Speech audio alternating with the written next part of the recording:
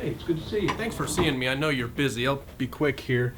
I've been talking to that guy about the King James Bible, and he's kind of coming along, but he's asking me some questions that really got my mind going. Two things. The first one was he said that the King James translators, I guess they added some words that maybe weren't in the originals. Oh, italicized words, sure. And the second thing he was saying is that we King James Bible believers, that we believe the English can correct the original Greek and Hebrew. And I hadn't heard that one before, so. Okay. Well, that's we can take care of both those at the same time. That second one, though, that's more a charge. In other words, they like to make you feel guilty, put you on a defensive, like, oh, if I say I believe that, I've done a terrible thing. No King James Bible believer believes that you can correct the original Hebrew and the original Greek with the English. We say you can correct the Greek and the Hebrew that we have. Anybody says they have the original Greek or the original Hebrew is either misguided or outright lying.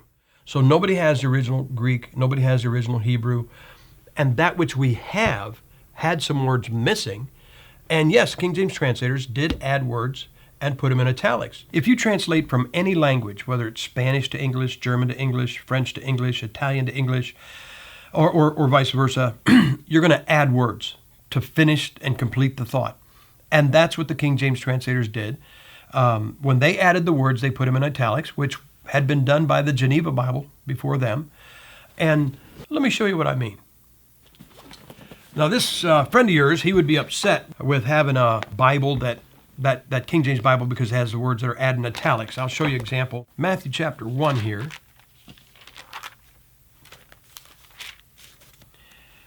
And it says here, David the king begot Solomon by her who had been the wife of Uriah. Look right there. Okay, see? David the king begot Solomon by her, and now notice it says, who had been the wife of Uriah.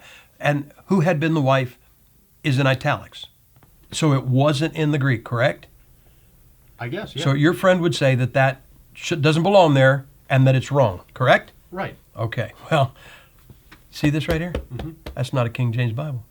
It is a New King James. So if your friend says, well, I just have a problem with words being added by the translators, then he doesn't have a problem with the King James. He has a problem with the King James. He has a problem with the New King James. He has a problem with the English Standard Version. He has a problem with the New International Version. In fact, he has a problem with every Bible on the market. Let me ask you this. You were brought up in church. Yes, sir. And heard about the 10 plagues over Egypt when the Lord was trying to deal with Pharaoh to get Israel out of Egypt. You believe there's a plague of flies? Yeah, sure. Okay. Yeah. Well, look at Exodus chapter 8. Look at verse 21. Else if thou wilt not let my people go, behold, I will send swarms of flies upon thee. What do you notice about the word flies? It's italicized. Look at verse 22. Italics. Yeah. Look at verse 24. Italics? It is, yeah. How about 29? And he removed the swarms of flies. Flies, flies, flies. You want to know the truth? The word flies does not appear anywhere in Exodus chapter 8, that it's not in italics. So how do we know those were flies? How do you know they weren't swarms of mosquitoes? They come in swarms. How about swarms of bees? Look at Psalm 78.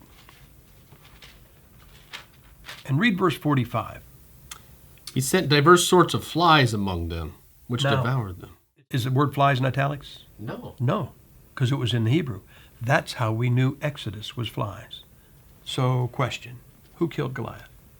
David. You think? Yeah. You really believe that? Because I believe it. Okay. Well, one of the classics and one of the most devastating things that happens to modern translations is pulling those italics out. Look at 2 Samuel chapter 21. And look at verse 19. And there was again a battle in Gob with the Philistines, where Elhanan, the son of Jeroboam, a Bethlehemite, slew the brother of Goliath the Gittite, the staff of whose spear was like a weaver's beam. All right. Now, what do you notice about the brother of? It's in italics. Okay. Modern translations take those words out because they're in italics.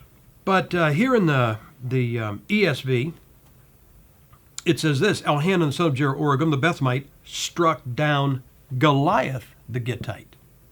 the staff of whose spear was like a weaver's beam.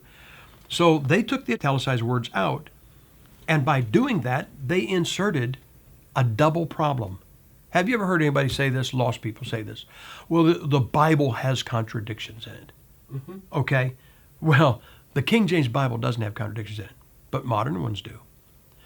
You were told that David killed Goliath. Well, you were told David killed Goliath because in 1 Samuel chapter 17, it says David killed Goliath. And in the ESV, in 1 Samuel 17, it says David killed Goliath. But then you get to 2 Samuel chapter 21, verse 19, it says Elhanan killed Goliath. That's a contradiction. But it doesn't put a contradiction in the Bible. It puts two contradictions in the Bible. Go to 1 Chronicles chapter 20. And 1 Chronicles chapter 20 is a parallel to what you just read. In other words, it's just a second accounting of that battle. And look at verse 5. And there was war again with the Philistines, and Elhanan the son of Jair slew Lahmi, the brother of Goliath the Gittite, whose spear staff was like a weaver's beam. In this ESV, this English Standard Version, it has two contradictions. It says David killed Goliath and Elhanan killed Goliath. Then it says, it's a contradiction, it says Elhanan killed Goliath, and it says Elhanan killed the brother of Goliath in the same battle at the same time, double contradiction. It's kind of like this, I got a little story coloring book for one of my grandkids. This coloring book has a mistake in it. It says, David threw a stone and hit Goliath right in the forehead.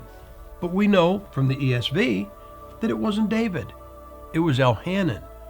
And I think this, if they can scratch words out of the Bible and put different words in, I guess I can correct a coloring book. And so I'm going to take David out of there, and I'm going to put Elhanan killed Goliath. So if a guy says, I have a problem with the italics, the King James Bible because they added italics, but he doesn't have a problem with the New King James or the ESV or any other modern translation, then he doesn't have a real issue. And it shows you that it's not a problem in his head. He's not mistaken. It's a problem with his heart. And you have to ask yourself, and they need to ask themselves, how come only that book, the King James Bible, how come that's the one that they don't like? Well, you need to take that? No, it's just that guy from before. Oh, your friend with the questions? Yeah. Hey, why don't you ask him, who killed Goliath?